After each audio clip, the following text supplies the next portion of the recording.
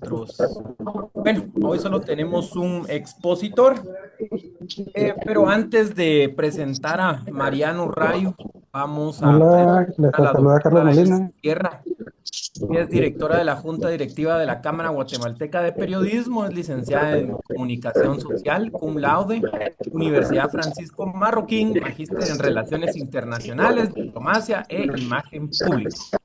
Es magna cum laude de la Universidad Galileo y doctora en Derecho, Universidad de la San Carlos de Guatemala. Adelante, Muchis- doctora Elsie, le cedo las palabras. Muchísimas gracias, mi estimado Rodrigo. Y bueno, es un honor darles la bienvenida en nombre de la Cámara Guatemalteca de Periodismo a este diplomado titulado Periodismo, Poder y Contexto en el año de elecciones.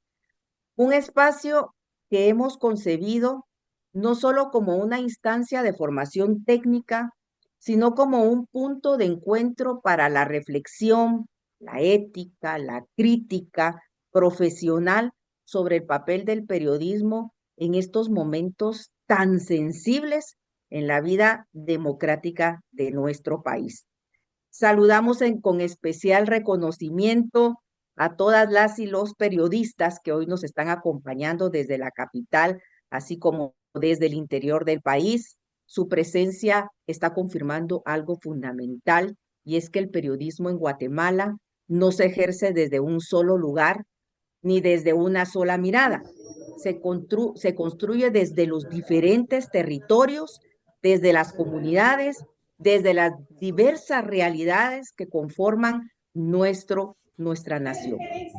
Nos convoca hoy un tema profundamente vigente: hablar de periodismo en un año electoral es hablar de poder, pero también de responsabilidad.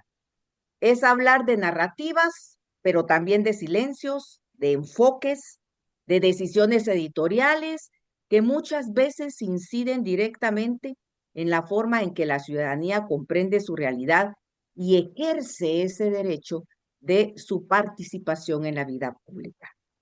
En estos contextos electorales, el periodismo se viene a convertir, lo querramos o no, en un actor central del sistema democrático.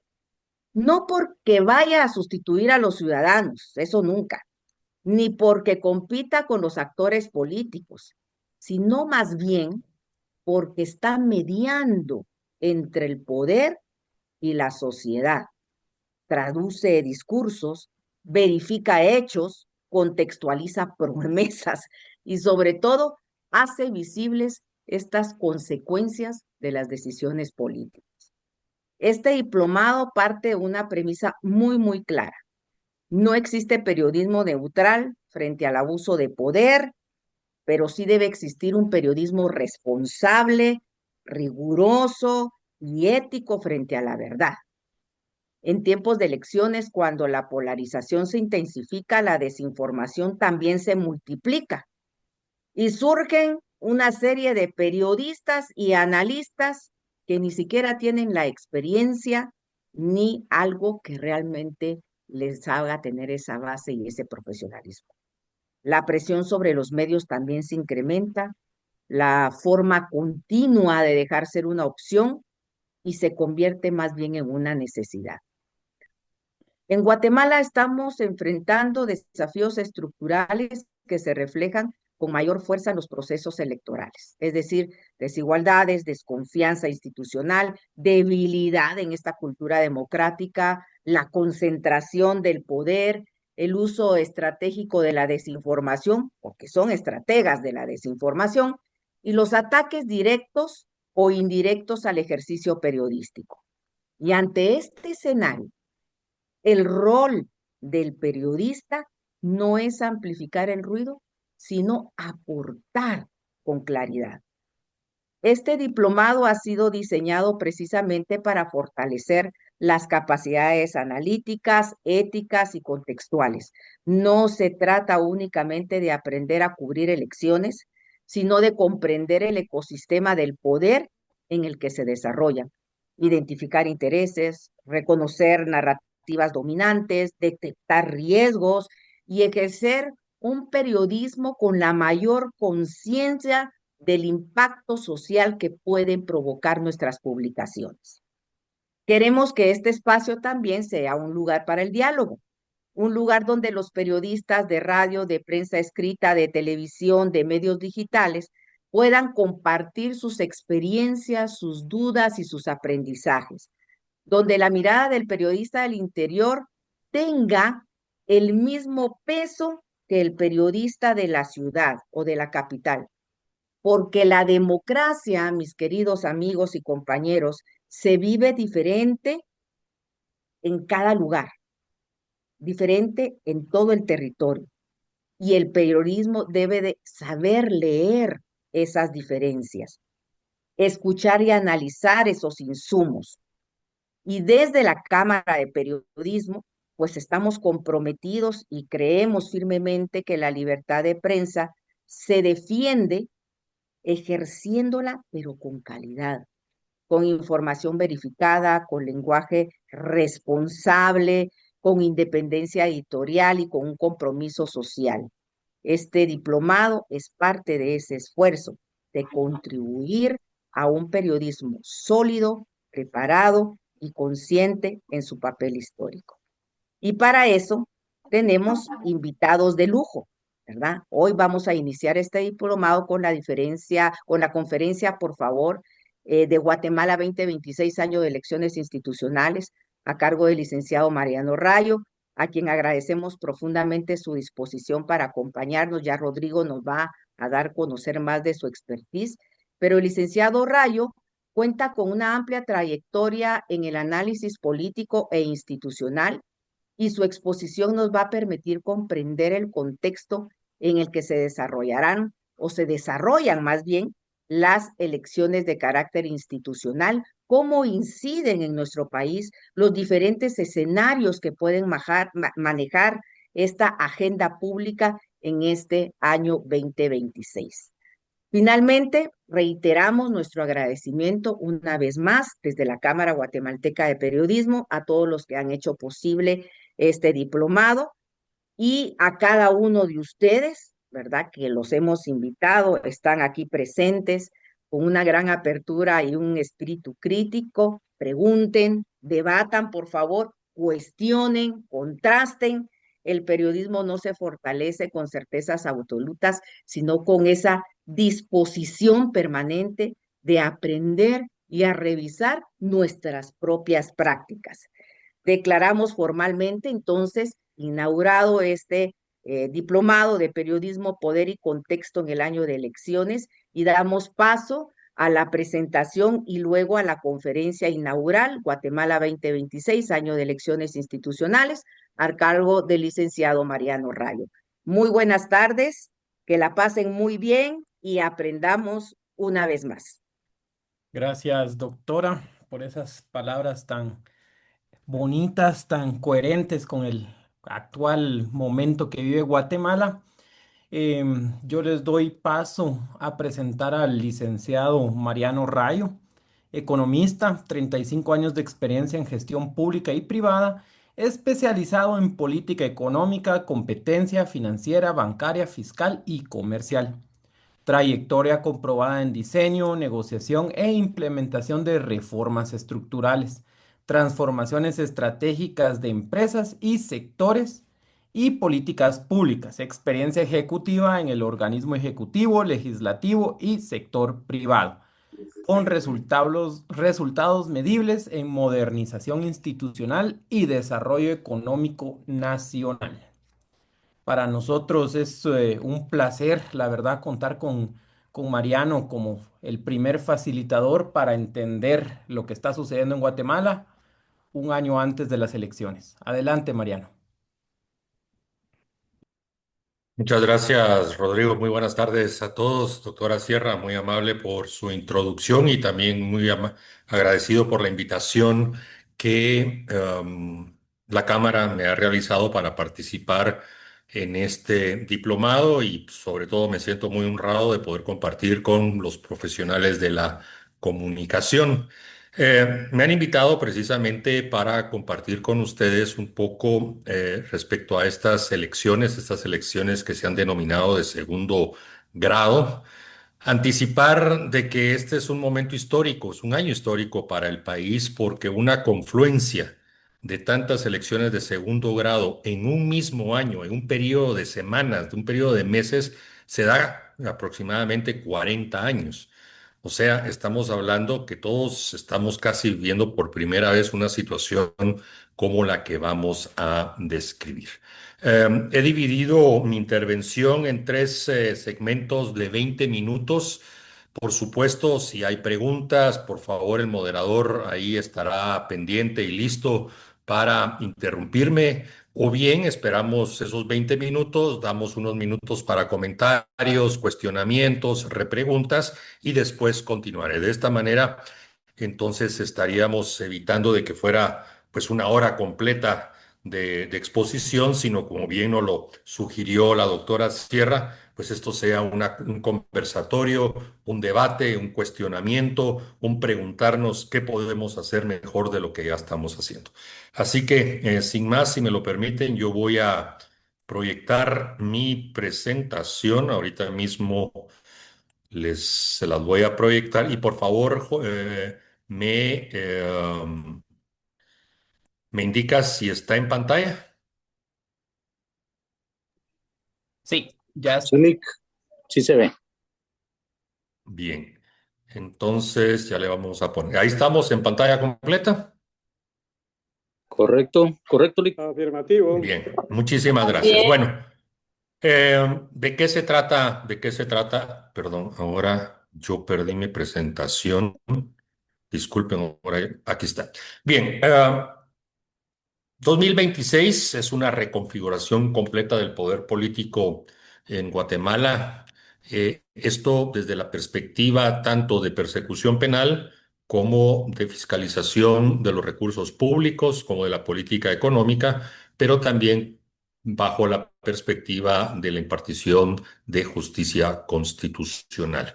Y esto va a finalizar cuando se llegue, esta reconfiguración del poder político finalizará allá por septiembre, octubre del año 2027, después de las elecciones generales. Así que entre todos tendremos 18 meses, si no un poquito más, de más intenso trabajo del que hasta el momento hemos tenido. ¿Por qué el 2026 es un punto de inflexión? Primero, porque es una ventana crítica de reacomodo institucional. Como ya se los indicaba, hay varios procesos que ya arrancaron y otros que están próximos a arrancar.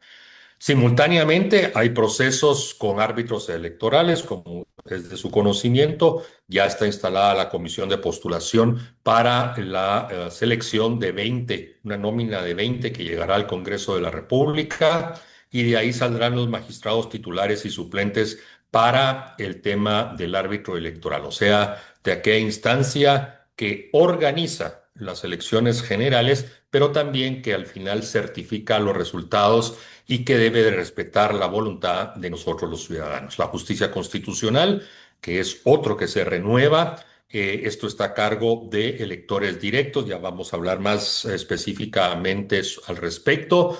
La comisión de postulación respecto a quién va a dirigir a partir del próximo mes de abril el Ministerio Público, la Fiscalía General de la República. También estamos a semanas de que se convoque la Comisión de Fiscalización para la Contraloría General de Cuentas, o sea, hay una renovación también en la Contraloría.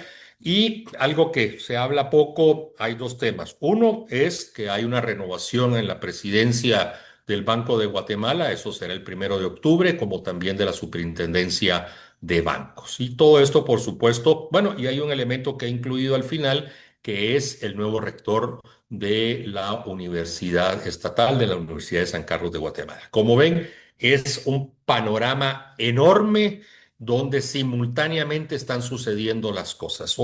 Ayer estábamos hablando de las elecciones en el Colegio de Abogados. Ya el lunes tenemos que estar pendientes qué decide el Consejo Superior Universitario. Mientras tanto, hoy ya publicó la comisión de postulación para el fiscal general, los requisitos y las fechas para entregar expedientes, en fin, esto es la de no acabar y no terminar, y se los anticipo nuevamente. Así llegaremos hasta octubre, septiembre, octubre del 2027. Todo esto pues tiene una alta incidencia en la justicia, las elecciones, la política económica, y según los periodos estamos visualizando hasta el 2031 y años posteriores. O sea, estamos viendo esa reconfiguración hasta más allá de 5, 6, 7 años.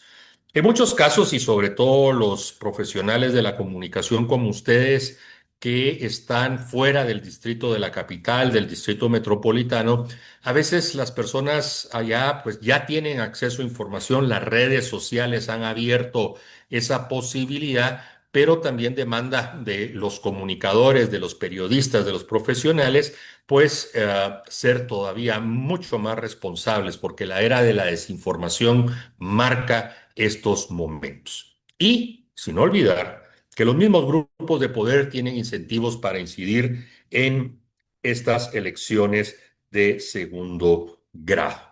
Pero cuando hablamos de segundo grado, ¿realmente de qué estamos hablando?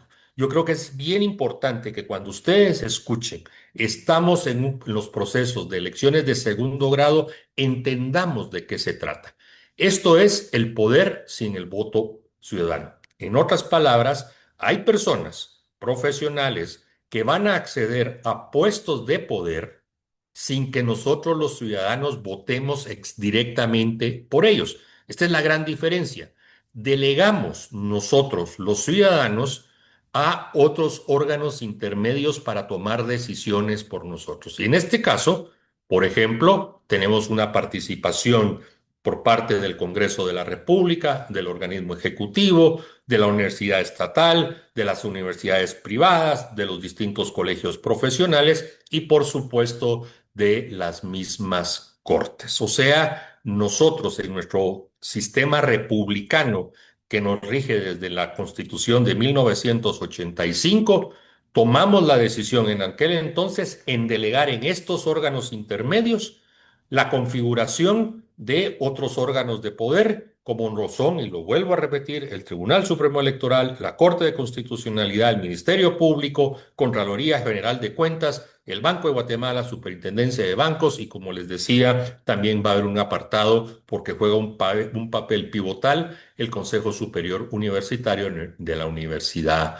de San Carlos. La justificación, si nos vamos a los diarios de los constituyentes, es que ellos decían que hay que garantizar tecnicidad y estabilidad institucional, pero el riesgo real es que esa alta discrecionalidad con baja atención mediática y ciudadana puede llevar a decisiones que nos comprometan en nuestro futuro. Esto para los profesionales del periodismo, de la comunicación, es un contexto que favorece investigaciones profundas de mediano plazo y no solo la nota del día. No hay que detenernos, por ejemplo, en los vejámenes que sufrió la señora presidenta del Colegio de Abogados y Notarios de Guatemala ayer, o que se fue la luz al momento de hacer el conteo, o que ya convocaron para el lunes en la antigua Guatemala para elegir al magistrado titular y suplente que representará a la Universidad de San Carlos en la Corte de Constitucionalidad. No, bien lo decía la doctora Sierra en su intervención, esto es más allá. Aquí somos nosotros, son ustedes en particular, yo temporalmente pues también tengo el privilegio de poder tener un micrófono todos los días por la mañana, pero ustedes que se han formado, que forman ese canal fundamental para transmitir información veraz, apegada a la verdad, es este contexto en el que estamos hablando el que va a permitir de que los ciudadanos se enteren mejor y con veracidad de los acontecimientos. O sea, no hay que ver solo esa nota del momento, hay que ver por qué sucedió. Ya se preguntaron cuál fue la intencionalidad probable del Ministerio Público de realizar con orden de juez competente, el allanamiento o la presencia en los colegios, en los lugares donde se estaba llevando la elección. ¿Qué está detrás de eso? ¿Quién propuso esa demanda o quién presentó esa querella para que un juez tomara la decisión?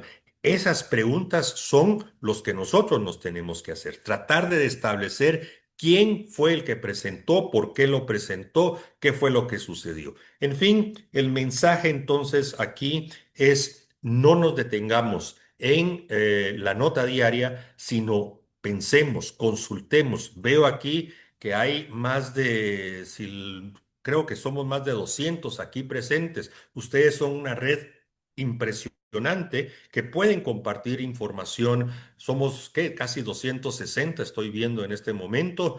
Entonces, intercambiemos. Yo aquí no hay competencia necesaria, sino que hay darle al ciudadano esa información veraz. Bueno, ¿cuáles son las 7 instituciones en juego? Lo vuelvo a repetir. El Tribunal Supremo Electoral, ahí están en proceso de elección 5 magistrados titulares y 5 suplentes, recordando que este es el árbitro electoral. Está la Corte de Constitucionalidad con 5 magistrados titulares y 5 suplentes.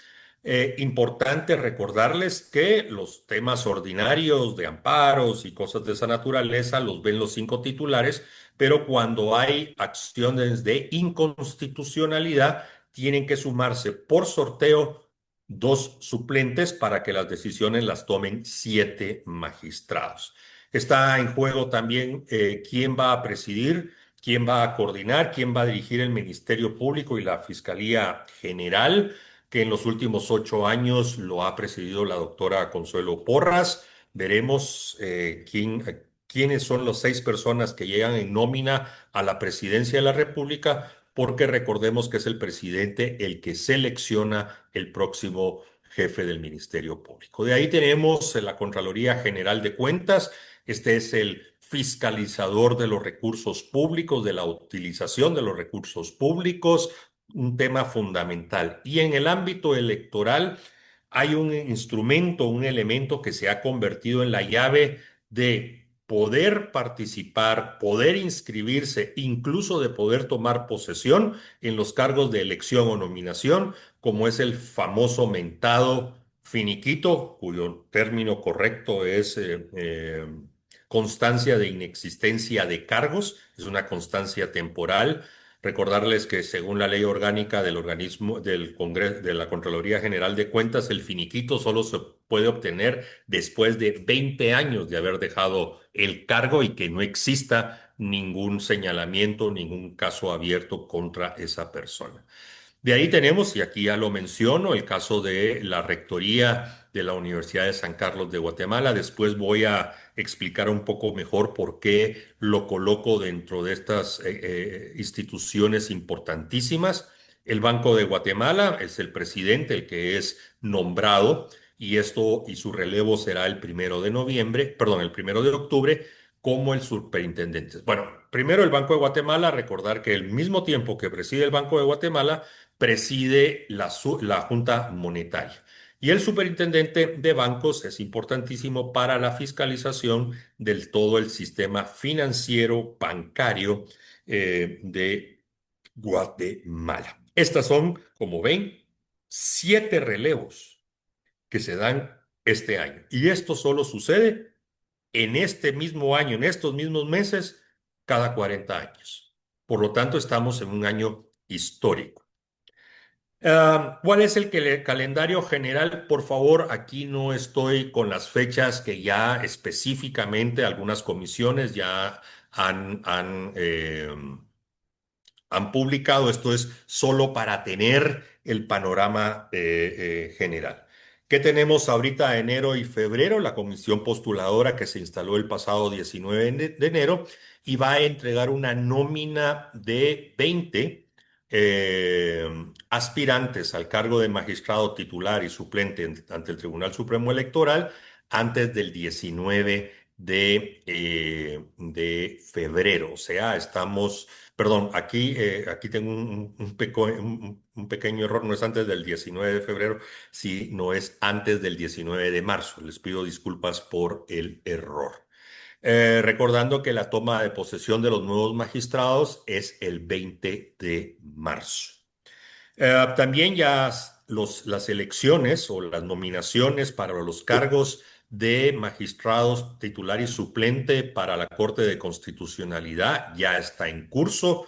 Como ustedes saben, el día de ayer ya los miembros, los abogados, miembros del Colegio de Abogados y Notarios tomaron por decisión mayoritaria que sea la licenciada Astrid Lemus y el licenciado Luis Fernando Bermejo quienes ocupen la magistratura titular y suplente.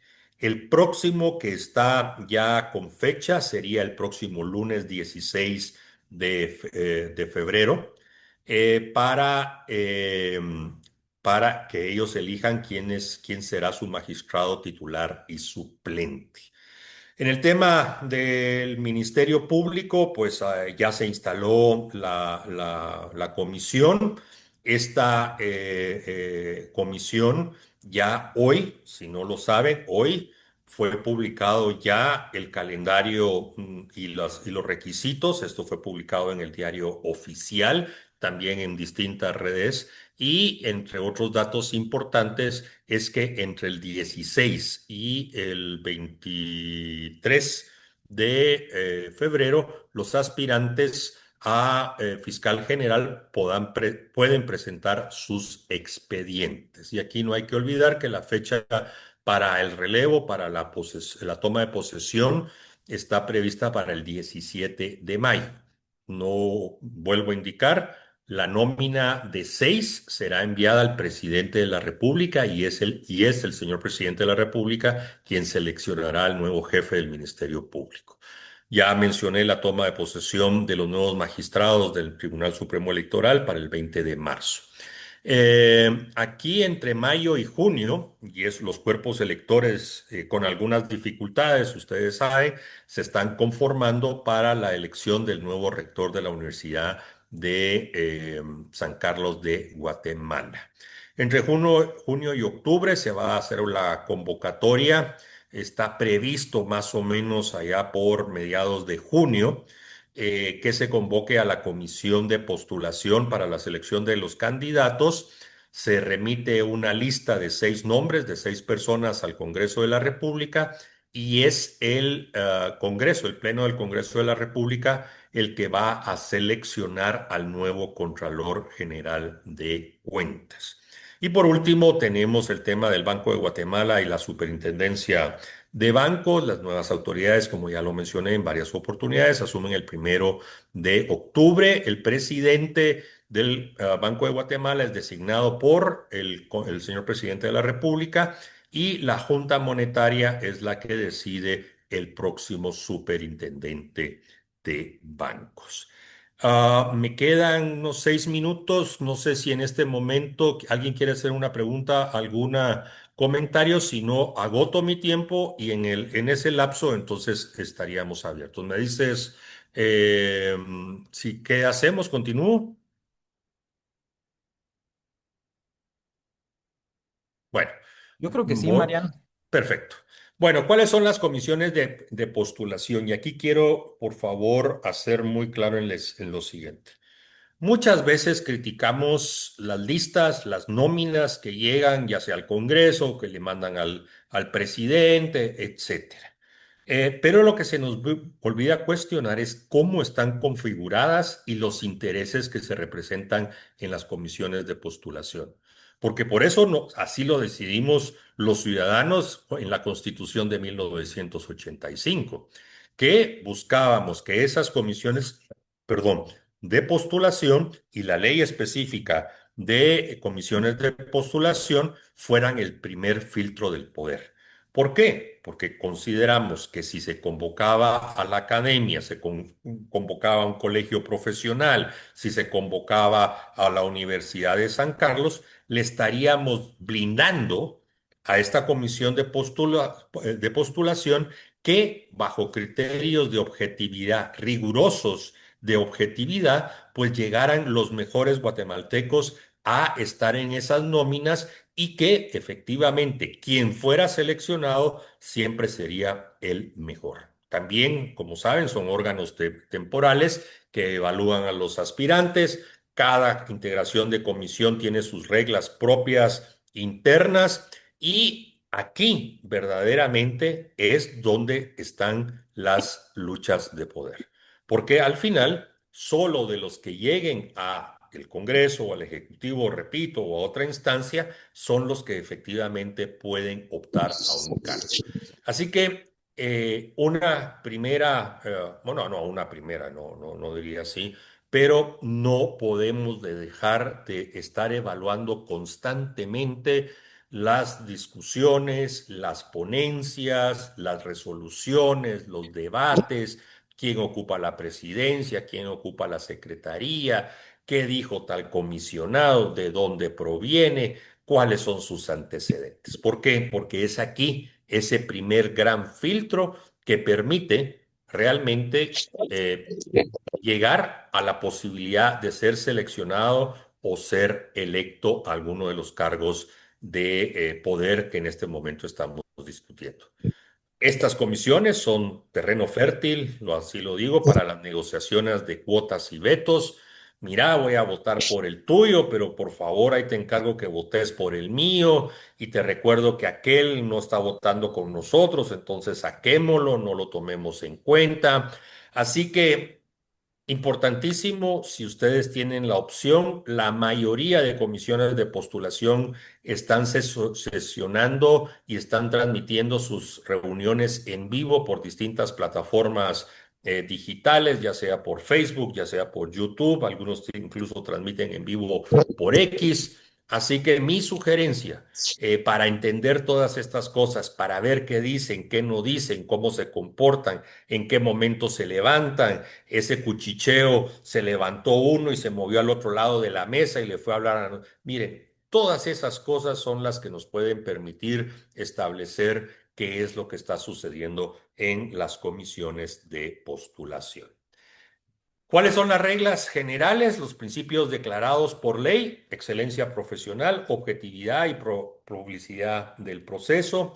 Cada comisión define sus perfiles mínimos de los aspirantes y una tabla de gradación para evaluar méritos académicos, experiencia profesional y ética. Esto lo desarrolló la Ley de Comisiones de Postulación del año 2009. Esto lo aprobó el Congreso de la República. Así que al momento de verificar cómo se conforma la comisión de postulación, quiénes son y por qué llegan, no solo hay que leer la Constitución Política de la República en los artículos atinentes, sino tener a la mano la Ley de Comisiones de Postulación aprobada por el Congreso de la República en el año 2009. Los representantes de los colegios profesionales, pues bueno, deben de cumplir sus requisitos legales estrictos para integrar las comisiones. Lo vimos, por ejemplo, en el caso tanto del comisionado titular y suplente que representan al colegio en la comisión de postulación del Tribunal Supremo Electoral. Ahí se dio una elección por parte del Colegio de Abogados y Notarios de Guatemala. Hay que estar muy atento a esos cambios de última hora en los reglamentos, en las ponderaciones, en los perfiles, preguntarse por qué hubo ese cambio, por qué modificaron, cuál fue el argumento que llevó a que se hiciera un cambio o se mantuviera una posición por la mayoría. No todas las decisiones en las comisiones de postulación se están tomando por unanimidad. Hemos visto en particular en la comisión para el fiscal general que algunas decisiones se han tomado por mayoría y no por unanimidad. Casos menores, pero también lo hemos visto en las últimas semanas, está en la comisión del Tribunal Supremo Electoral. Por lo tanto, hay que preguntar, hay que repreguntar, hay que ver, tomar nota, pedir copia de las actas, porque todas las actas son públicas. Pedir, por ejemplo, en algunos casos hay voceros oficiales, en el caso del Tribunal Supremo Electoral, perdón, de los que van a proponer a los magistrados es el licenciado Goyo Saavedra. Hay que tener a la mano Él es el vocero oficial. En el caso de la comisión de postulación para fiscal general, es la licenciada Patricia Gámez, que no actúa solo como presidenta del colegio, sino también como secretaria de esa comisión. Así que hay que identificar a esos voceros. Por supuesto, cada una de sus declaraciones como corresponde para equilibrar notas, equilibrar el análisis, pues bueno, hay que acceder a los otros comisionados que ahí se sientan. Las tablas de gradación nos tenemos que preguntar, ¿son instrumentos técnicos o para armar trajes a la medida? Y aquí es bien importante porque en el pasado hemos visto cómo han establecido tablas de gradación para privilegiar. Por ejemplo, no estoy diciendo que hoy sea así el caso, eso hay que verificarlo en cada uno de los casos, han privilegiado a personas que ya están adentro del sistema de justicia, o sea, tienen ponderaciones mayores, jueces, magistrados, auxiliares o fiscales, o sea, ponderan más la experiencia profesional o donde han trabajado, y en otros casos hemos visto cómo han privilegiado y le dan más puntos a la formación académica. Y aquí hay un cuestionamiento serio. Ya la formación académica no se mide por lo que producen, por lo que declaran, por las clases que dan, por la aceptación, sino ahora es el cúmulo de diplomas, incluso registro de grados académicos que después no resultan tan ciertos. En fin, hay muchas cosas que ahí se pueden cuestionar y verificar. También está ya les dije, la experiencia profesional, la proyección humana, lo cual es un tema de muchísima discrecionalidad, la ética profesional, como ya les mencioné, y por último, en casi todos los casos va a haber entrevistas. La pregunta clave que marca todo: ¿por qué un factor pesa más ahora que en otros procesos anteriores? Cambios de ponderaciones entre procesos similares son pista posible de diseño a la medida. Bueno, alcancé los 20 minutos. Abro un espacio para preguntas en vivo o como el moderador decida que podemos hablar algo de estos primeros 20 minutos. Gracias, Mariano. Yo pues a mí me encanta escuchar las voces y ver la cámara de los periodistas, así que por favor háganlas ahí sí que a viva voz y puntuales, ¿verdad? No nos extendamos tanto para que la clase termine lo más pronto posible. Adelante. Por ejemplo, aquí lo saluda Leonel Guerra Sarabia de la Cámara Guatemalteca de Periodismo, y es interesante, le agradecemos tan claro como que usted nos ha planteado cómo se va a ir efectuando realmente lo que va a ser una balanza para todo Guatemala en sí. En una palabra, te abarcó bastante, pero eh, en el caso, el ejemplo que tuvimos para la elección del rector actual de la Universidad San Carlos, se vio que no permitían que llegaran a votar unas personas que tenían el derecho, según se dice, y como que seleccionaran quién podía votar. ¿Qué podría comentarnos respecto a eso para evitar esa problemática? Bueno, yo no sé si vamos a reunir o voy directo. Bueno, don Yo te Leonel, diría que fuera primero. directo. Perfecto, don Leonel, muchas gracias por su pregunta. Lo recuerdo con mucha estima en mi época en que recorría el país como candidato a diputado, acompañando a candidatos presidenciales. Así que un saludo hasta Chiquimula y un saludo particular a usted. Bueno, mire, el tema lo decíamos, hay muchos vicios que se están dando en el caso del Consejo Superior Universitario y de la próxima elección. Aquí realmente, a pesar yo le diría, de la voluntad de querer participar, han hecho reglamentos, han hecho convocatorias a la participación, quiénes pueden participar, quiénes pueden ser electos. Yo le voy a ser franco. Creo que a partir de que veamos de que tomen posesión nuevas autoridades, ya sea en la Corte de Constitucionalidad o y en el Ministerio Público, porque recordemos que lo del Consejo Superior Universitario y el rector es posterior, o sea, estamos en el tiempo hablando de semanas, meses después de que tomen posesión.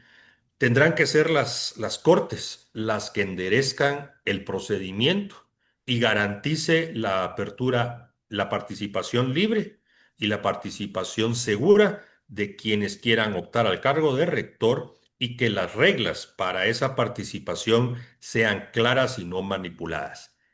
Previo a eso, como lo que estamos viendo que está sucediendo en este momento en varias extensiones universitarias, en varios centros universitarios de diferentes, le voy a hacer no creo que en este momento sea posible enmendar las cosas. Eso se va a suceder una vez ya vayan tomando posesión nuevos magistrados y seguramente un nuevo Ministerio Público. Siguiente, por favor.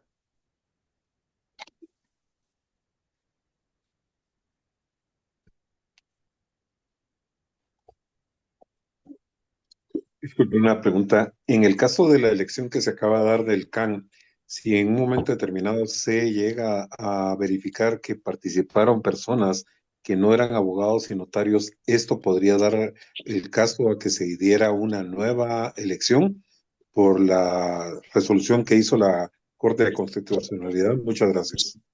Sin lugar a dudas. Entendemos de que la denuncia que dio paso a la resolución del juez y se diera el allanamiento está respaldado, no, y no conozco el expediente, pero de lo que he visto y he escuchado y he leído, aparentemente hay indicios de que profesionales universitarios de las carreras afines, no abogados, en la primera vuelta sí participaron. Si el Ministerio Público llega a determinar con pruebas fehacientes materiales, sí podríamos estar ante una impugnación directa y a una posibilidad de que la elección que lleva a la licenciada Lemus y al licenciado Bermejo a la Corte de Constitucionalidad tenga que declararse desierta, nula, y tendría que repetirse ese proceso. Pero todo dependerá si efectivamente la investigación, las pruebas materiales son lo suficientemente claras como para plantear eso. Mientras tanto, seguimos en el ámbito de la especulación.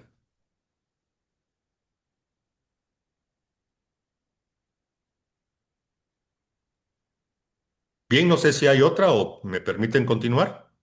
Muy buenas tardes, licenciado Rayo. Un gusto saludarle desde San Marcos, Guatemala, Centroamérica.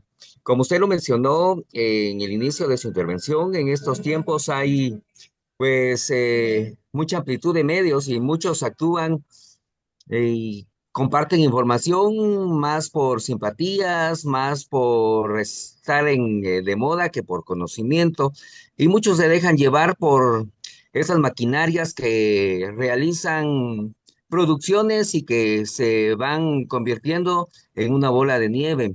Usted sería tan amable, de acuerdo a su experiencia y su conocimiento, de poder compartirnos cuál es el proceso que se utiliza, cuáles son los méritos y requisitos oficiales para que personas, guatemaltecos, profesionales puedan aspirar a ciertos cargos y especialmente en estas instituciones que han sido el foco de atención en los últimos días. Muchas gracias por su atención y quedo a la espera de su respuesta.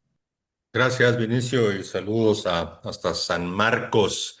Ya tengo ratos de no ir, ya me hacen falta las secas de San Pedro y algunas otras casas más. Pero bueno, miren, yo creo que la fuente principal son las mismas comisiones de postulación. Mi sugerencia es de que inicialmente, si usted todavía no lo sigue en sus redes sociales, por favor hágalo. El Colegio de Abogados tiene su propia red social. También lo tiene, las comisiones han montado sus propios portales y sus redes sociales. Está Guatemala Visible, que es una institución que le da seguimiento puntual. Abóquese, por favor, a esas instancias, a esas páginas oficiales como su fuente primaria de información. Respecto a los requisitos, como le digo, hoy fue publicado en el diario oficial. Si no lo tienen, yo con mucho gusto se los hago llegar. Apareció una página completa con la convocatoria y los requisitos que los profesionales del derecho que puedan aspirar a ser candidatos y se les considere para el cargo de fiscal general, ahí está. En el caso de los magistrados para la Corte de Constitucionalidad, pues bueno, ya sabemos, el colegio ya cerró por el momento su elección. El, tri- el, la Corte, perdón, el Consejo Superior Universitario también ya cerró el periodo de recepción de expedientes, entonces para Corte de Constitucionalidad ya no es posible.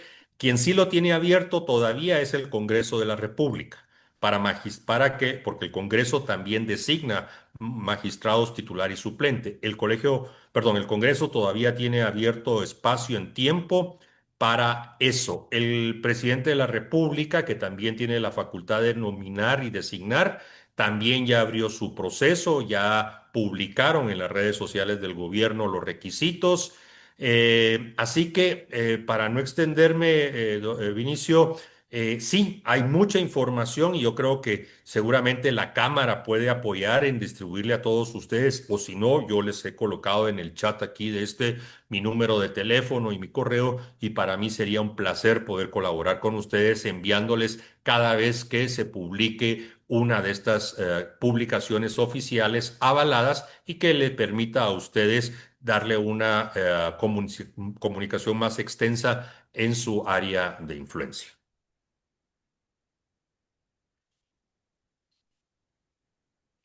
Bien, si me lo permiten, voy a continuar para que podamos pues aprovechar al máximo el tiempo.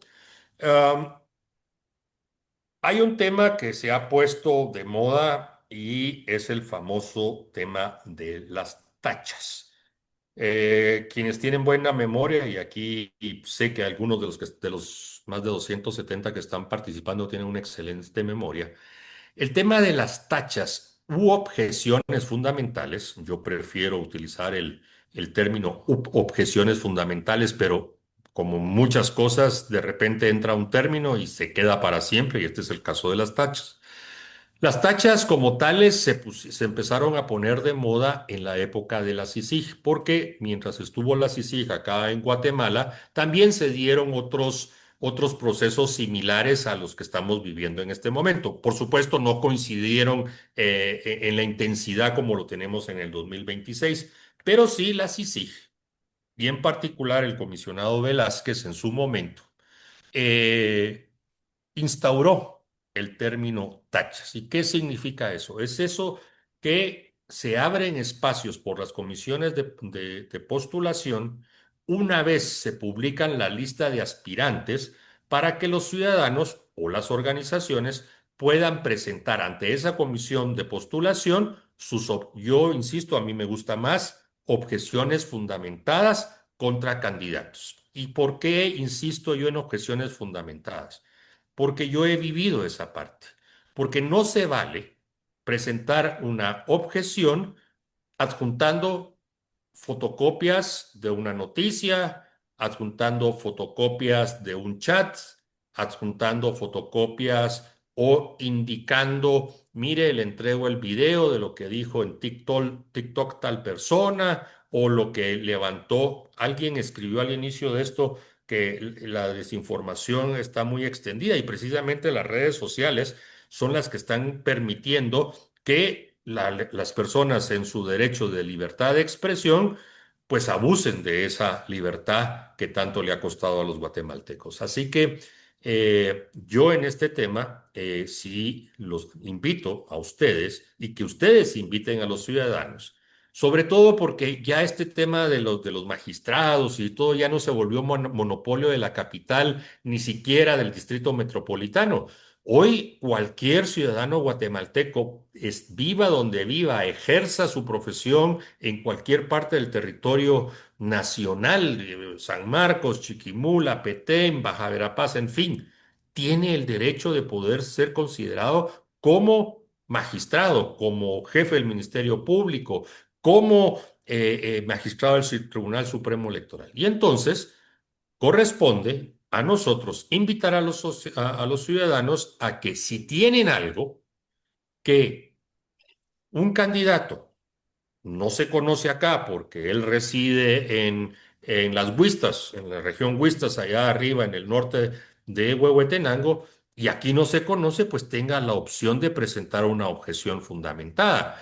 Un juez de paz, un juez de distrito, un fiscal, etcétera, que haya cometido un delito o es tantas cosas, pues que lo aproveche.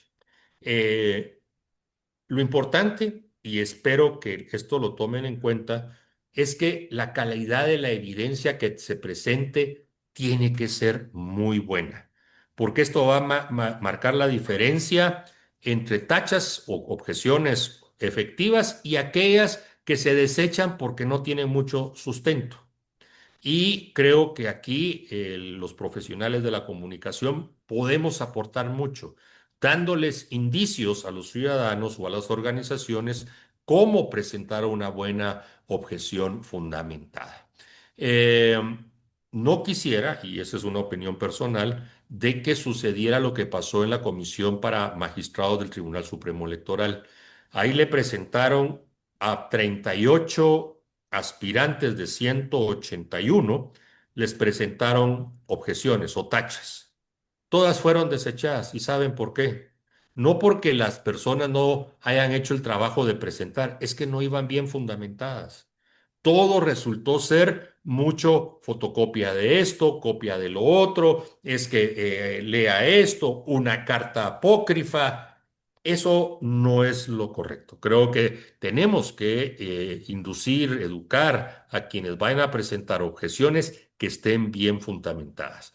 Y otro tema, hay que tener mucho cuidado de que pueden existir represalias contra denunciantes.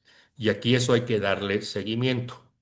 Hace un par de días, por ejemplo, un ex candidato presidencial que está otra vez tratando de armar un partido y tratando de volver a participar en las elecciones 2027 fue a presentar una objeción contra un funcionario del Tribunal Supremo Electoral que aspira a ocupar una magistratura porque en resolución fundamentada ese funcionario canceló el partido por el cual él estaba participando y al final no pudo participar con eso. Miren, tengan cuidado con eso.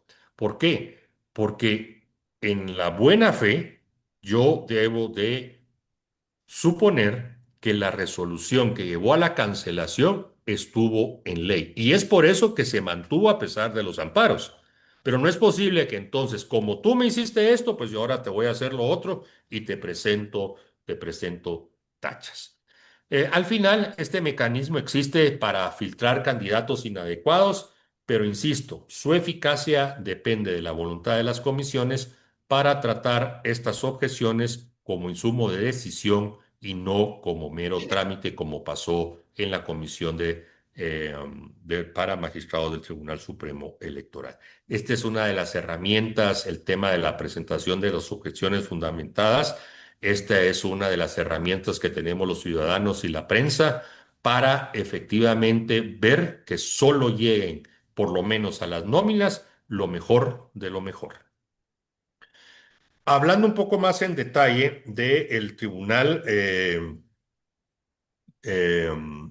del tribunal, ya de un caso específico, el árbitro electoral del tribunal, pues ya he dado algunos indicios generales. Aquí voy a ir un poquito más rápido con algunos detalles de lo que a mi criterio deberíamos tomar en cuenta para esta comisión que está trabajando en este momento. Ese es mi punto, está trabajando en este momento. Recordar que es el tribunal el que organiza, dirige y vigila todos los procesos electorales. Una particularidad de los magistrados que tomen posesión este año es que van a dirigir dos campañas electorales, dos elecciones generales, la del próximo año 2027 y todavía van a estar en funciones cuando se organicen las del 2031. Recordar de que el Tribunal Supremo Electoral está en una profunda crisis de legitimidad. Lo que sucedió en el 2023, la persecución de los magistrados, los señalamientos, Por meses los magistrados titulares no estuvieron presentes, algunos estuvieron fuera, algunos recibieron, o sea, toda esa politización que se hizo ha pegado mucho en la legitimidad de, el Tribunal Supremo Electoral, que en su momento era el gran bastión que garantizaba que la voluntad de los ciudadanos al momento de elegir se respetara. Que quisiéramos nuevamente no estar cuestionando si se utiliza este o el otro sistema, que si llegó a tiempo, de que si las copias, que si las urnas. Miren, lo del 2023 creo que marca mucho una desconfianza que los ciudadanos en general puedan tener ante el Tribunal Supremo Electoral y las elecciones 2027. Tienen que ser y tenemos que vigilar de que lleguen magistrados que recuperen la legitimidad y la confianza en ese tribunal, porque si el 2023 fue complicado con las elecciones y los resultados, y el día de la toma de posesión, ustedes imaginen cómo estaría Guatemala si ese nuevo tribunal, esos nuevos magistrados no logran recuperar la confianza. Cualquiera va a salir gritando fraude y créame, si hubo manifestaciones, bloqueos en el 2023, Dios nos guarde, eso puede derivar en eventos políticos y de violencia más serios porque la gente no le va a creer a los resultados que publicite o publique el Tribunal Supremo Electoral. Tendrán que velar con el tema de los famosos finiquitos, los criterios, los requisitos de inscripción. Esos temas les vamos a tener que tener mucho cuidado ya en vista del 2027. Y también tendremos que ver las relaciones que los magistrados y el tribunal tengan con el Congreso, el nuevo Ministerio Público y la nueva Corte de Constitucionalidad.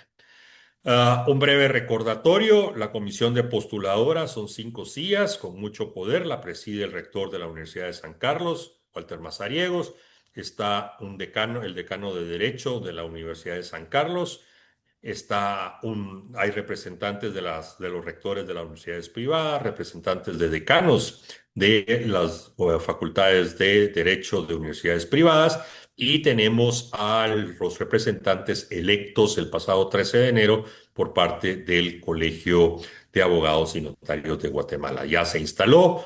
Recordarles que son 20 candidatos, una lista de 20 candidatos los que enviará al Congreso de la República. El Pleno del Congreso es elector final.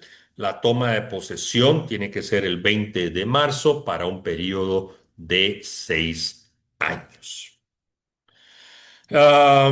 Bueno, aquí la línea de tiempo. Como esta presentación la he puesto a disposición de la Cámara, ustedes pueden solicitarla a la misma para que ustedes puedan ir tomando nota, armando su propio programa de trabajo y estar pendiente de las fechas. Como ya vimos, ya la aprobación del reglamento interno se dio, la resolución de las tachas ya se dio y un tema fundamental una vez lleguen los 20 nombres es empezar al escrutinio de esos 20 nombres finales, preguntar quién lo conoce, de dónde es, qué ha hecho, qué no ha hecho, etcétera, etcétera. Y sobre todo, estar pendientes de las negociaciones al interno del Congreso de la República para elegir. Bien, ¿hay alguna consulta? Sí, licenciado Licenciado, Rodrigo, una Por favor. pregunta. En el caso de la situación que se está dando por parte de uno de los rectores de las universidades que está señalado y comprobado que es pastor evangélico y tiene un impedimento, ¿eso no enturbiaría ya desde un principio un mal procedimiento para la elección de las personas que sean comprometidas a elegir por parte de los rectores? Muchas gracias.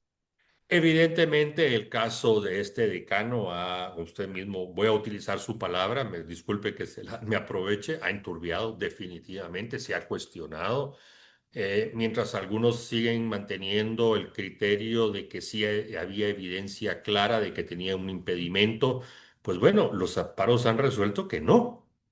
Y ahí sí que, aunque no nos guste, si una corte un tribunal declara de que no hay impedimento, pues bueno, aunque no nos guste, tenemos que respetarlo. Pero usted tiene razón, ahí desde la constitución de esa comisión, pues apareció ese lunar negro feo que se va a mantener. Créame, no creo que vaya a haber una reversión. Creo que aunque sea un amparo provisional, ese va a permanecer en el tiempo y se va a perder como otros tantos y las cosas se van a dar por hecho. Licenciado Rayo, buenas tardes.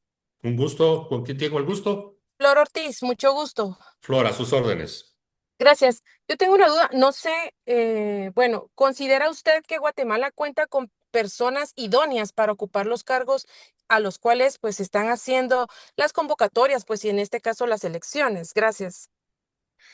Mi respuesta es sí, y hay muchos. Hay mujeres y hombres en Guatemala intachables con una idoneidad eh,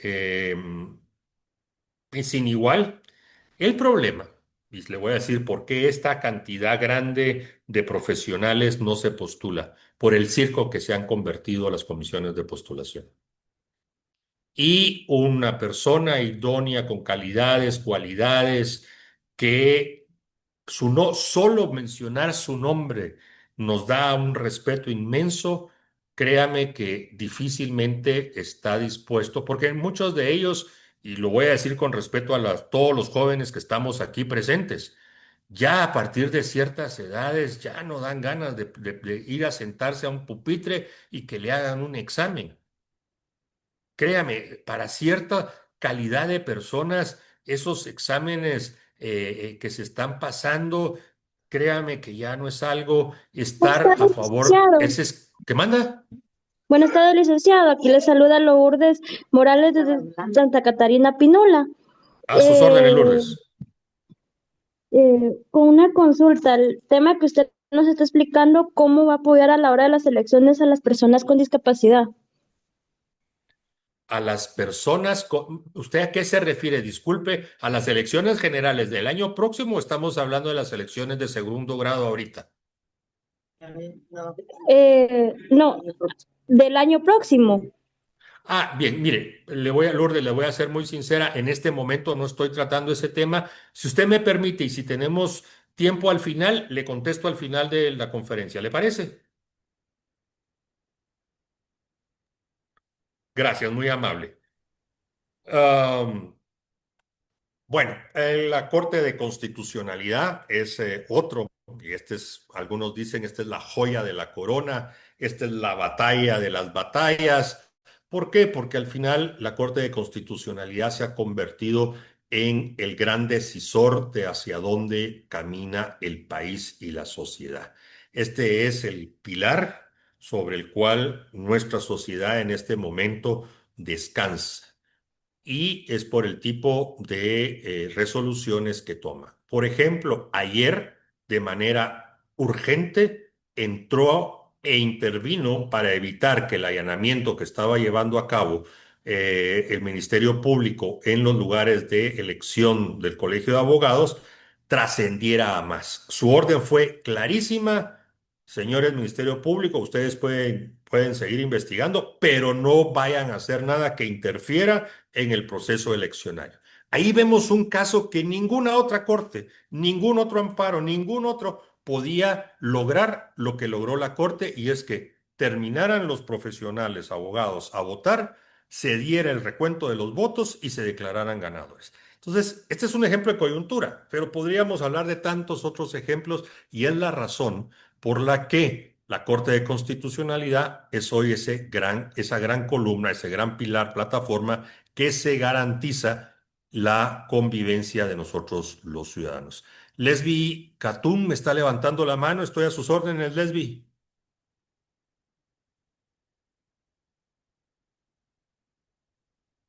Lesbi, no le escucho. ¿Usted tiene levantada la mano?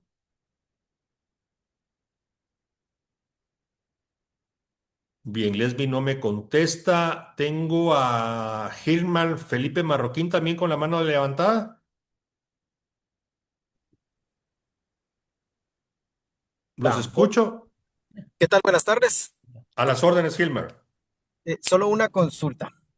En términos de jerarquía, ¿Qué podemos decir entonces con todas estas elecciones que se están haciendo versus al presidente? Esto es más importante, se podría decir, porque acá se toman muchas decisiones que, como usted lo dijo, definen el rumbo de Guatemala. ¿Puede atar al presidente todas estas decisiones que se están tomando este año? Atar creo que es una expresión muy dura, muy fuerte, pero que en el sentido en que entiendo que la está planteando, mi respuesta es sí, por supuesto que sí. Eh, si es más importante que la elección general del año próximo, ahí lo podemos discutir el Gilmar, pero de que son trascendentales y es por eso que estamos en este diplomado y es por eso que tenemos que estar pendientes de esto, sin lugar a dudas. Porque como le decía, esto va a trascender el periodo del presidente Arévalo, el periodo del presidente que siga después del presidente Arévalo y hasta el siguiente todavía. O sea, mire la trascendencia de estas elecciones de segundo grado. Así que sí, al final creo que me quedo con una respuesta positiva. Bueno, no tengo otra mano levantada, solo recordar el árbitro de conflicto entre los poderes. Ese es la Corte de Constitucionalidad. Esta es la Corte de Constitucionalidad. Es el máximo intérprete de la Constitución, el árbitro definitivo. Como bien dicen, después de la Corte de Constitucionalidad solo nos queda la Corte Celestial. Repito algo que depende de quién lo use, pues siempre por lo general jala para su bando, pero las órdenes, las resoluciones de la Corte de Constitucionalidad se leen y se acatan. Ya después de eso no hay más en nuestro país. Por supuesto, si nos vamos en temas de derechos humanos y cosas con temas internacionales, pues hay otras instancias. Pero para Guatemala, la Corte tiene la última palabra. Giovanni, un momentito y ya le doy la palabra. Sus Buenas fallos van tardes. a... Sí, en un momentito les doy la palabra. Disculpe, solo termino. Los fallos van a ser definitivos en cuanto al rumbo electoral, la política social, la justicia, etcétera. Eh, um, Su integración es un tema estratégico fundamental. Por ejemplo, ayer, contrario a lo que se pensaba, ganó un binomio en el balotaje que se muestra una tendencia progresista, diría yo. Eso marca un poco qué tipo de nuevos magistrados tendríamos. En fin, esta es la Corte de Constitucionalidad, es sin lugar a dudas un tema fundamental. Ah, perdón. Aquí están los 5 caminos. Aquí no hay comisión de postulación, eso se los quiero recordar. Aquí lo que hay son 5 electores directos. El Colegio de Abogados eligió ayer. La Universidad de San Carlos elige el lunes. El presidente ya hizo la convocatoria y en su convocatoria están las fechas. Discúlpeme, no las tengo ahorita en la memoria.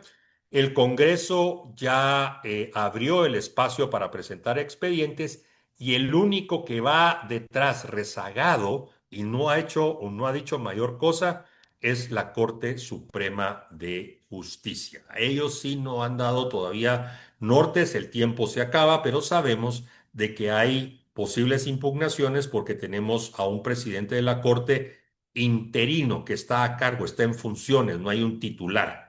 Y eso pone en riesgo el proceso que vaya a llevar la Corte Suprema de Justicia.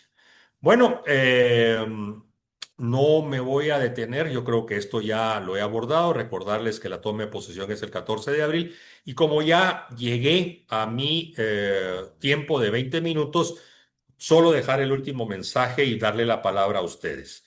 El desafío para nosotros es traducir a un lenguaje más coloquial y no por eso falta de respeto o no apegado a la verdad, para que toda la complejidad jurídica que se lleva a cabo la podemos transmitir sin perder precisión ni caer en alarmismos sin contexto. Bueno, antes de empezar el Ministerio Público, tengo a varias levantadas de mano. Lesbi, ¿es usted la que quiere tomar la palabra o alguien más? Sí, buena tarde, licenciado Y levanté, perdón. Bueno, Jairo. iniciamos con Lesbi, por favor. Buena tarde, licenciado Rayo. Les enviamos un cordial saludo desde la Verapaz, desde la Verde Verapaz. Sí, es muy interesante el taller que estamos recibiendo todos los comunicadores y la verdad es de que nosotros estamos preocupados por la situación del CUNOR USAC aquí en Cobán, Alta Verapaz, porque ayer tomaron los estudiantes el CUNOR por 24 horas, creo yo, porque no se resuelve y no le dan lugar elegido democráticamente en ya un mes más de la elección y también al consejo directivo. Entonces aquí hay mucha molestia. ¿Qué opinión tiene usted de eso? Me imagino que también están otras universidades con problemas iguales. Bueno, el caso de la Universidad de San Carlos es muy particular, como sabemos, y eso va a ser una parte de mi presentación más adelante. Pero sí, recuérdese que también está a la víspera la elección del nuevo rector. Le voy a reiterar, a repetir la respuesta que le di creo que fue a don Leonel de Chiquimula. Para serle muy sincero, mientras esté el actual rector y la actual Ujú. configuración, yo veo muy difícil de que algo de lo que está sucediendo cambie y que se mantengan los obstáculos para que haya mayor democracia y una participación más amplia y libre. Quiero ser meridianamente claro en eso. Yo considero, y es mi opinión, que hasta que no tomen posesión nuevos funcionarios, como el caso de la Corte de Constitucionalidad, como el caso del Ministerio Público, por darle dos ejemplos, las cosas no van a cambiar a como las estamos viendo ahorita. Pero la esperanza, Exacto. Muchas digamos, gracias. la luz al final del túnel es que estas nuevas Ujú. autoridades que van a tomar posesión lo van a hacer previo a la convocatoria de elección al rector de la San Carlos. O sea, sí pudiera haber tiempo para enderezar el camino. Giovanni, por favor. Gracias. ¿Qué tal, licenciado? Mucho gusto. Le saluda Giovanni Sosa de Huehuetenango.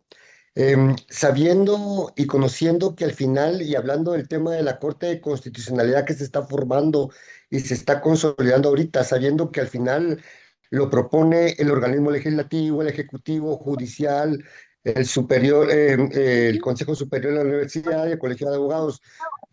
¿Hay imparcialidad al final en sus procesos, sabiendo que al final obedezco o los quienes irán a quedar obedecen a los intereses de estas 5 organizaciones del Estado que los nombran? En el mundo ideal, quienes resulten nominados finalmente para tomar posesión o sean designados, en el mundo ideal, en ese momento se tienen que declarar absolutamente independientes del órgano elector que los eligió o que los nominó. Giovanni, ese es el mundo ideal, pero no es Sí, así en la por realidad. supuesto, o sea, sabemos que es un mundial, pero si obviamente yo voy con el interés que me postule determinada organización de estas 5, o sea, es lógico que obviamente debería responder a determinados intereses. ¿Cuál sería un mejor proceso o qué reformas deberían haber para escoger mejores delegados, mejores, hablemos, quienes van a representar las cortes sin que tengan intereses o puedan tener estas personas intereses a estos organismos? Ah, yo le voy a ser muy sincero, Giovanni. Yo le tengo pavor, temor, terror a plantear una reforma constitucional. Yo me iría, y es mi opinión y la defiendo, de que por lo menos una reforma a la ley de comisiones de postulación nos podría dar mejores elementos para que los intereses que usted menciona no se den tanto. Ahora, la solución de tajo o de raíz es la reforma constitucional, pero le soy muy sincero, yo soy de los que se opone que entremos a un proceso de reforma constitucional porque podríamos saber cómo empezamos, pero desconocemos cómo terminamos. Gracias, Ale. Bueno, voy a continuar aprovechando, me quedan mis últimos 20 minutos. Rodrigo, los últimos 20, ¿verdad? Ok, gracias, Rodrigo. Bueno, Ministerio Público. Eh, es el poder de la persecución penal. eso lo sabemos, ellos tienen el monopolio, así lo define la Constitución, así lo define su ley orgánica. Es el fiscal general el que define las prioridades de la persecución penal y la selección de casos, aunque no debería de ser así, pero esa es la realidad concreta. Lamentablemente, hoy volvemos a ver algo a lo que yo critiqué y me opuse muchísimo, la persecución penal selectiva. Eso lo impuso. No digo que no existiera antes de la CICIG, pero se marcó más durante la época de la CICIG y contrario a lo que yo hubiera aspirado, volvimos otra vez a las malas mañas. Y eso yo lo lamento mucho porque al final el que pierde no son los quienes están envueltos en esto, sino lamentablemente somos los ciudadanos que aspiramos a una justicia. Ojo, justicia, no a la aplicación de la ley, porque son dos cosas diferentes. Justicia y ley son dos cosas totalmente diferentes. La fiscalía se ha convertido lamentablemente en el gran arma del sistema político porque termina determinando quién es investigado y quién no. Por eso el presidente Arévalo, aunque yo mucho no comparto sus declaraciones, se los digo así claramente, no comparto todo lo que él dice, pero él recurrentemente utiliza el argumento, no puedo hacer esto, no puedo hacer lo otro, no puedo corregir aquello, echándole la culpa al Ministerio Público, lo cual para mí es una exageración, pero en fin, no es el tema de hoy. Lo que sí es de que la Fiscalía General, el Ministerio Público, puede hacer muchas cosas. Y aquí, pues creo que no voy a entrar a detalles. Es una de las elecciones más importantes. No olvidar que es, que es el presidente de la República el que nombra al fiscal general. Y esa comisión está conformada por el presidente de la Corte Suprema, los 12 decanos de facultades de Derecho, la presidenta del colegio, que actualmente es también la secretaria, y el presidente del Tribunal de Honor del Colegio de Abogados. Ya está sesionando, hoy se publicaron los requisitos, la semana a partir de lunes pueden entregarse los expedientes y será el presidente de la República que de la nómina de 6 candidatos va a seleccionar el próximo fiscal general. Bueno, aquí recordarles lo que ha pasado en los últimos 8 años. Estos son, como les digo, no me voy a detener tanto porque al final ustedes van a tener a la mano esta presentación, pero aquí hay algunas sugerencias respetuosas que yo les hago a ustedes de la manera en que podemos investigar, preguntar, repreguntar, invitar a debates desde sus medios de comunicación para tener alguna manera de ir fiscalizando esto.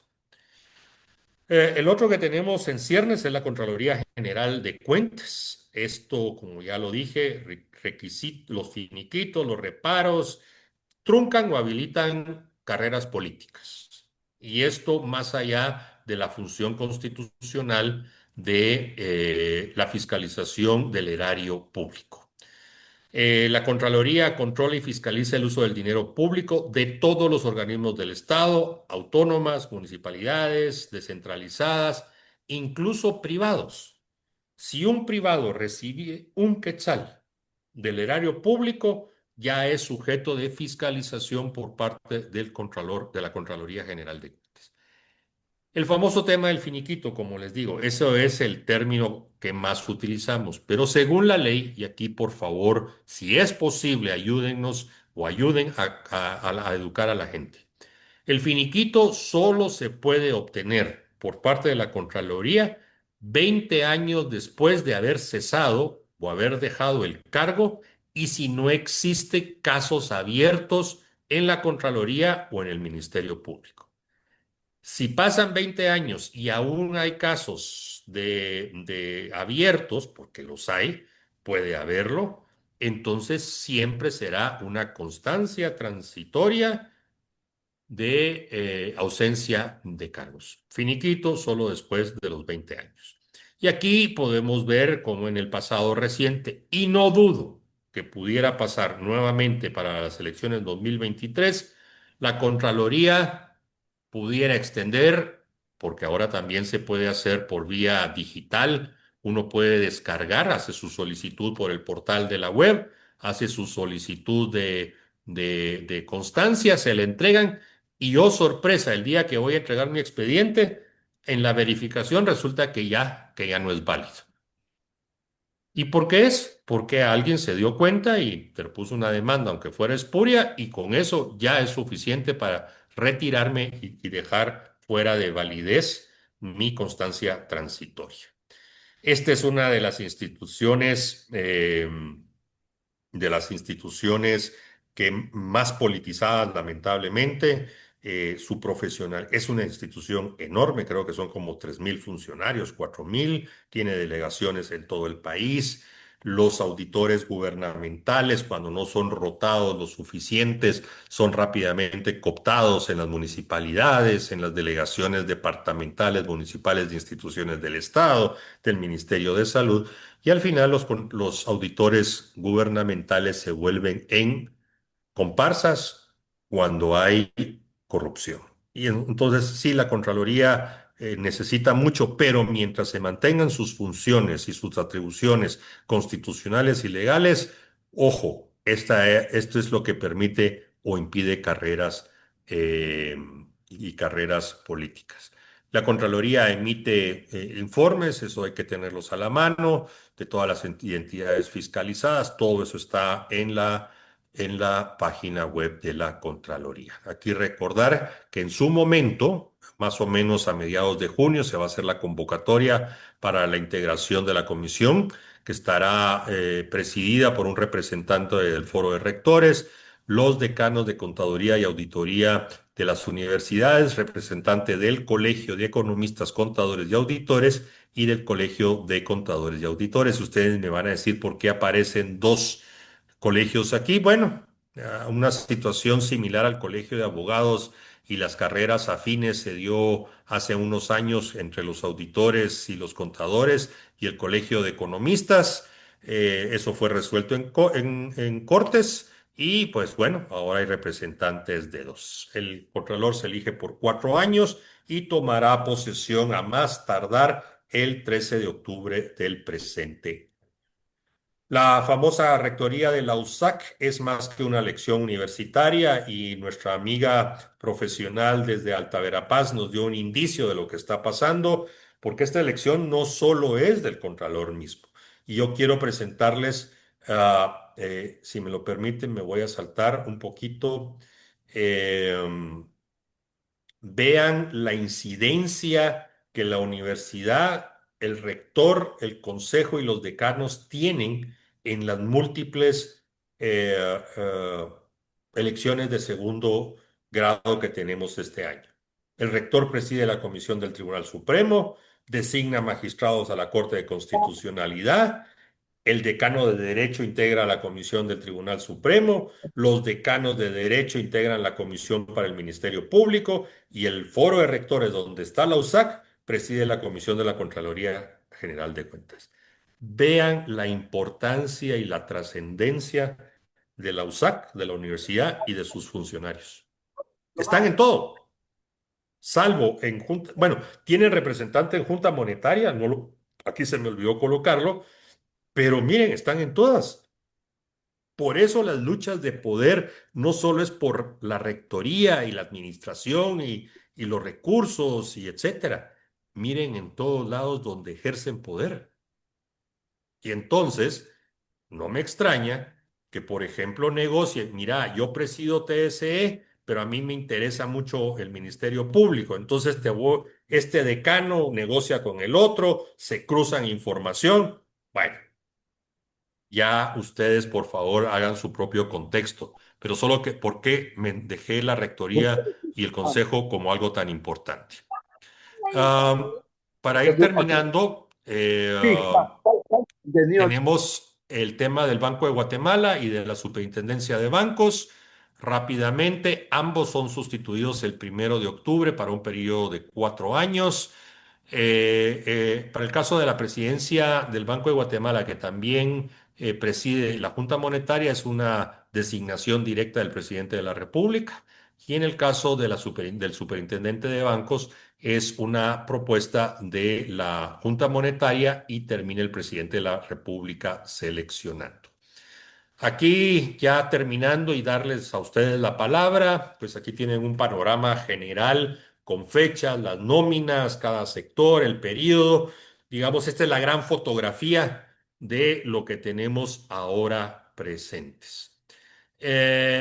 Actores, por ejemplo, la doctora Celsi Sierra lo dijo claramente, tenemos que identificar actores directos, indirectos, también los internacionales. Aquí les hago una lista mínima en sus regiones, en sus departamentos. Ustedes podrán ampliar esto, pero aquí actores directos, por supuesto, el Congreso, el presidente de la República, Corte Suprema de Justicia, en fin, no lo leo.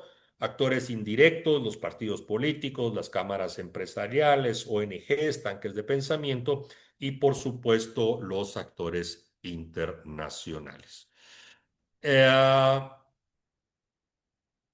Voy a concluir con dos láminas, si me lo permite, con 5 preguntas, para darles a ustedes el tiempo de las preguntas. ¿Quién integra la comisión y qué intereses representa? Ya Giovanni hizo el tema de los intereses. Hay que revisar quiénes son los nombres de cada comisión, sus perfiles. ¿Por qué de la comisión? Les recuerdo mi expresión. Este es el primer gran filtro, las comisiones. De ahí tiene que haber una coherencia entre la norma y la práctica, se respetan requisitos legales y constitucionales. Aquí los profesionales de la comunicación tienen un reto enorme, no solo para convocar a profesionales expertos que expliquen, sino que en las preguntas y repreguntas cuando entrevistamos, obligarles a que bajen el lenguaje técnico porque a veces son muy técnicos nuestros interlocutores. Nosotros tenemos que de volver a repreguntar, cuestionarla para que tengamos un lenguaje más asequible. Verificar las tablas de gradación y la nómina final, detectar ajustes, cosas que se nos hayan pasado, hablar de si hay o no transparencia en las actas, en las sesiones, en las actas cómo reaccionan actores claves frente a la designación. Por ejemplo, hagamos un ejercicio. ¿Qué pasó? ¿Quiénes reaccionaron con la elección por mayoría ayer de los magistrados titulares y suplente a la Corte de Constitucionalidad? Determinemos quiénes aplaudieron, quiénes criticaron, quiénes señalaron, quién están operando para incluso, como lo dijo un profesional hace unos minutos, pudiera llevar a una impugnación de esa elección. Ese es el trabajo que tenemos que hacer más que reportar quiénes fueron electos. Una lista general que se las dejo ahí. No quiero agotar el tiempo porque me interesa mucho escucharlos a ustedes, repreguntas y preguntas que pudieran tener. Nuevamente, esto está en mi presentación. Y bueno, quiero concluir tenemos que entender para exigir. Eso es mi gran. Para nosotros los comunicadores, perdón, ustedes son comunicadores, ustedes son periodistas, yo no, yo tengo por coyuntura un micrófono frente, yo soy economista, ustedes son los profesionales. Hay que entender para poder exigir. Recordarles lo que se decida este año reconfigura quién controla la justicia, las elecciones, el gasto público y la política económica. Esa explicación pedagógica fortalece la capacidad de reacción ciudadana. Así que, mis amigos, quedo a sus órdenes. En el chat he colocado mis datos, tanto mi correo electrónico como mi número de teléfono. Estoy a sus órdenes si ustedes consideran que en algo puedo apoyarlos hoy, mañana y cuando así lo deseen. Muchísimas gracias. Muchísimas gracias, respetable Mariano Rayo desde Mazatenango, Suchitepeques. Un aplauso y verdaderamente una clase magistral. Bendiciones. Muy amable, muchas gracias. Gracias, Mariano. Bueno, yo creo que voy a dar el espacio para unas 3 o 4 preguntas y con eso estaríamos terminando. Si alguien quiere preguntar.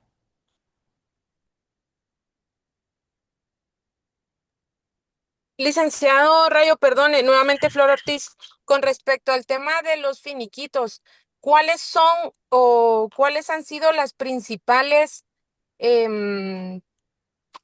negaciones que se le pueden dar, utilizo esa palabra porque no se me viene la otra, de a quienes no se les puede dar un finiquito, pese a tener ya 20 años y todo lo que usted nos explicaba, pero cuáles son como las principales causas por las cuales no se les otorga un finiquito a los profesionales que quieran ejercer, pues, como encargados o de las entidades en general, como en el caso de las votaciones recientes. Ah, si me voy a lo que dice la ley, Flor, es difícil. Más bien, está muy claro quiénes pueden tener o quiénes no pueden tener, obtener esa constancia transitoria, no digamos el finiquito. Lamentablemente, como ya lo dijimos y lo reitero, esta constancia, este papel, pongámosle, diploma, se ha politizado absolutamente. Eh, Así que tiene que ver mucho con la calidad, la ética y la moral de los funcionarios de la Contraloría General de Cuentas. Porque si ellos aceptan demandas anónimas, espurias, apócrifas, y entonces con eso es suficiente para vedarme el acceso a mi constancia o a mi finiquito, eso ya no tiene que ver con ley, eso ya tiene que ver con la voluntad. Así de sincero. Quisiera decirle de otra manera, pero una cosa es la ley y otra cosa es la práctica politizada que tenemos de de la, de la Contraloría. Es triste decirlo hasta que no cambien las cabezas y de la cabeza venga ética, moral, profesionalismo, objetividad, las cosas no van a cambiar. Y es por eso que nosotros, ustedes en particular, tienen que estar encima de los auditores gubernamentales, los que llegan a las municipalidades, a las gobernaciones, a tantos lugares donde ellos trabajan y cuestionar a través de la Ley de Acceso a Información Pública, preguntar y preguntar y preguntar, porque una cosa es la respuesta que nos dan, más importante a veces es la repregunta que vamos a hacer. Continuamos. Muchas gracias, licenciado.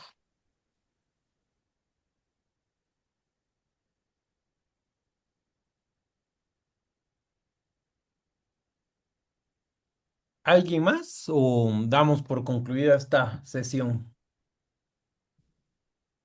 Sí, gracias, Rodrigo.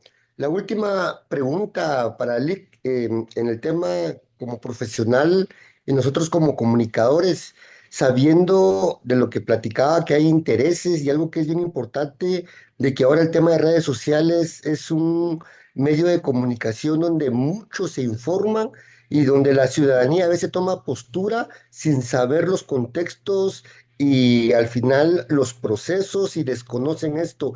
Como comunicadores, ¿cuál debería ser nuestro rol, licenciado, sabiendo que hay intereses, que ahora existen las famosas noticias falsas y que va a depender quién es el interesado de que determinada persona esté en el cargo? ¿Cuál sería nuestro papel como comunicadores para poder guiar a las personas de una forma responsable para que al final no existan estos estallidos sociales o protestas sociales?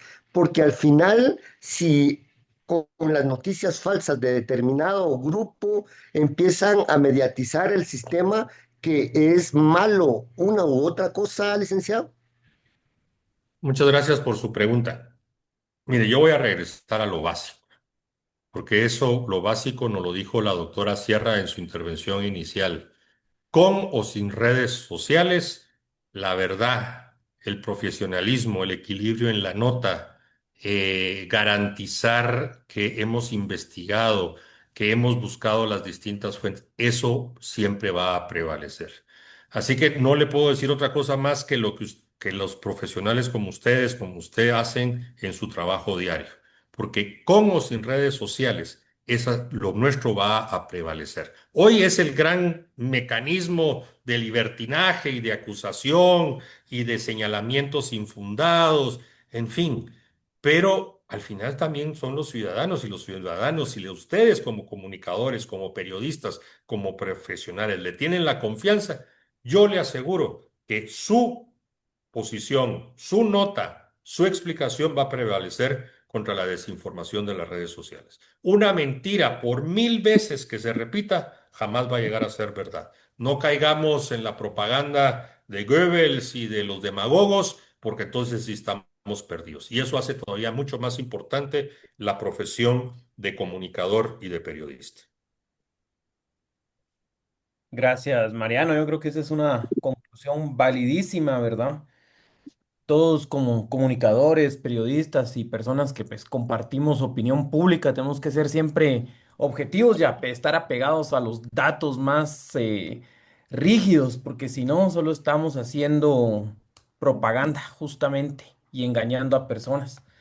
Yo por aras del tiempo creo que pues te damos la gracia por haber iniciado estos diplomados del 2026, ¿verdad?